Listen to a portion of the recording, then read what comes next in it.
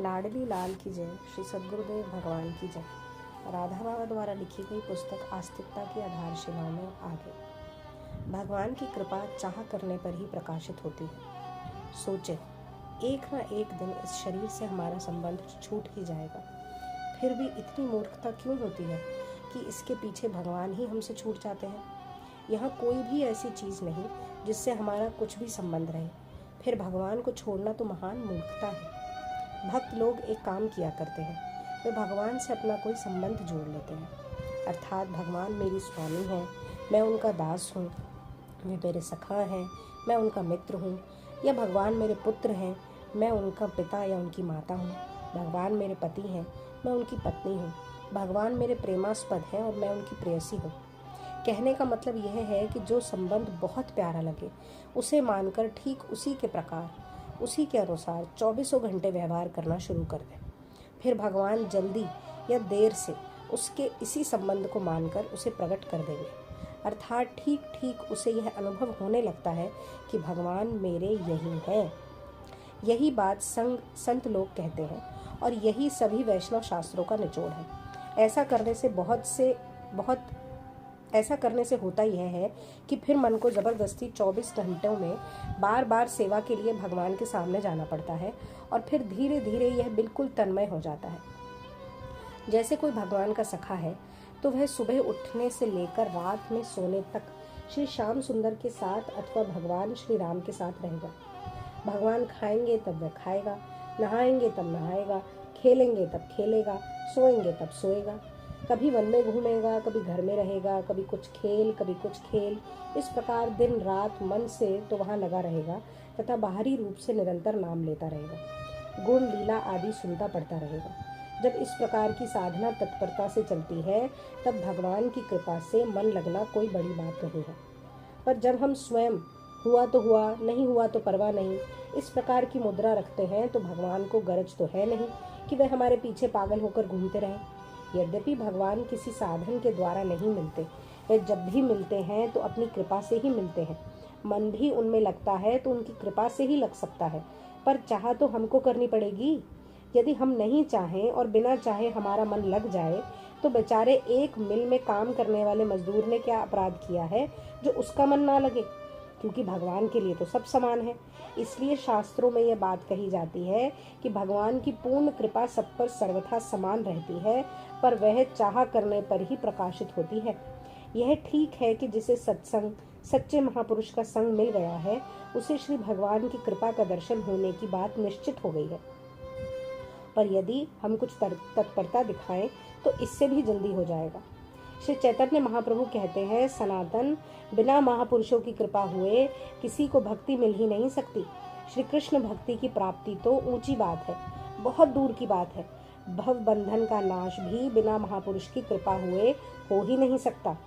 सभी शास्त्रों में साधु संग बस यही बार बार कहा गया है। यदि लव मात्र के लिए भी साधु संग प्राप्त हुआ हो तो फिर तो सभी काम निश्चय सिद्ध हो ही जाते हैं। फिर आगे चलकर कहते हैं, जब मनुष्य का कोई अत्यंत सुंदर भाग्य जाग उठता है तब उसमें पहले भगवान के प्रति टान होती है और तब वह महापुरुषों के संग में जा पहुंचता है। महापुरुष का संग होते ही उसके द्वारा भजन की क्रिया अर्थात श्रवण कीर्तन आदि होने लगते हैं। श्रवण कीर्तन होते होते सभी दोष दूर हो जाते हैं और सभी दोष दूर होने पर भक्ति में निष्ठा उत्पन्न होती है। निष्ठा होने पर तब भगवान के गुण लीला आदि के श्रवण कीर्तन में रुचि उत्पन्न होती है। रुचि होने के बाद उसमें अत्यंत आसक्ति हो जाती है।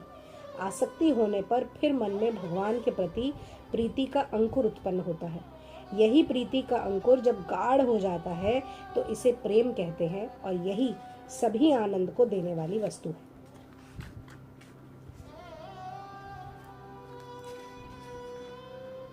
पापों को यथाशक्ति छोड़ते हुए तत्परता से भजन में लगे। हमारे मन में जो प्रभु को पाने की अभिलाषा उठती है वह बड़ी सुंदर है, पर इसको बड़ी सावधानी से, जैसे पेड़ में धीरे धीरे जल देकर उसे पाला जाता है, उसी प्रकार इस अभिलाषा को भी पुष्ट करना पड़ेगा। इसकी सबसे पहली सीढ़ी है भगवान की कृपा का भरोसा करके सब प्रकार के पापों का सर्वथा त्याग कर देना। पाप करने से केवल हमारा ही सर्वनाश होगा। इतना ही नहीं, उस पाप में जो जो सहायक होंगे उन सब का सर्वनाश होगा। मूर्खतावश लोग इसको समझते नहीं। पिता, भाई, माँ, किसी के भी कहने से पाप किया जाए, उनके सहित पाप करने वाला सर्वनाश हो ही जाएगा। इसलिए शास्त्र में यह बात आती है कि यदि माता पिता भी पाप की आज्ञा दें तो उसका पालन ना करें। अतः यदि सचमुच प्रभु को पाकर के कृतार्थ होना चाहते हैं तो सबसे पहले मन को कड़ा करके सब प्रकार के असत्य, झूठ, चोरी, व्यभिचार, हिंसा आदि पापों का सर्वथा त्याग कर दें। यह पहली सीढ़ी है। इसके बिना ऊपर चढ़ना बहुत कठिन है। हम निश्चय पूर्वक छोड़ना चाहेंगे तो स्वयं प्रभु हमारी सहायता करेंगे, पूर्ण सहायता करेंगे। हमारा यह निश्चय होना ही चाहिए कि प्राण भले ही चले जाएं पर पाप नहीं करूंगा। इसी निश्चय के साथ जोर से भजन शुरू कर देना चाहिए। यह दूसरी सीढ़ी है। निश्चय पूरा नहीं होता, इसलिए भूल से पाप फिर भी हो जा सकता है, पर भजन यदि चलता रहा तो अपने आप आत्मबल आएगा और प्रभु की कृपा से सभी पाप छूट जाएंगे। पर मन में यह निश्चय होना चाहिए कि मुझे पाप नहीं करना है। इस प्रकार पापों को छोड़कर भजन करने पर जिस दिन भजन में मन लगने लगेगा, उसी दिन से अपने आप भगवान की एवं महापुरुषों की महिमा समझने आने लगेगी। उसके पहले सुनी सुनाई बात को ही हम अपना आधार मानकर चलें। वास्तविक भगवान क्या है और महापुरुष क्या है, यह बात अंतःकरण सर्वथा पवित्र होकर जब निरंतर सहज प्रेम पूर्वक भजन होने लगता है तभी समझ में आती है। इसके पहले हमारी जो कल्पना है वह उनके बाहर के रूप की है। असली बात ना कोई बता सकता है और ना सुनकर समझ में आ सकती है। किसी भी सच्चे संत के विषय में हमने जो कुछ भी सुना है और जो कुछ भी कल्पना करते हैं वह उनके बाहर के रूप की बात है। उनका वास्तविक स्वरूप बिना भजन किए ना तो हम समझ सकेंगे और ना उनसे पूर्ण लाभ उठा सकेंगे। भगवान की कृपा, भक्त की कृपा एवं भजन, इन तीनों बातों के सिवा और किसी प्रकार से भगवान को तथा भक्त को समझना असंभव है।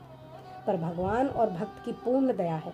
हम बिल्कुल ठीक माने, इस दया का अनुभव केवल भजन के द्वारा ही हो सकता है।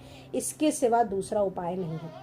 सच्चे संत के विषय में किसी से भी बहुत ऊंची ऊंची बातें सुन सकते हैं, पर उनको समझना अथवा उनसे लाभ उठाना केवल भजन के द्वारा ही हो सकता है। संत के विषय में आपको जो कुछ भी कोई कहता है वह सब का सब उनके बहुत तुच्छ स्वरूप का वर्णन है। वह इन सब की अपेक्षा बहुत ऊंचे हैं। फिर स्वयं भगवान या संत बिना संकोच समझाएंगे।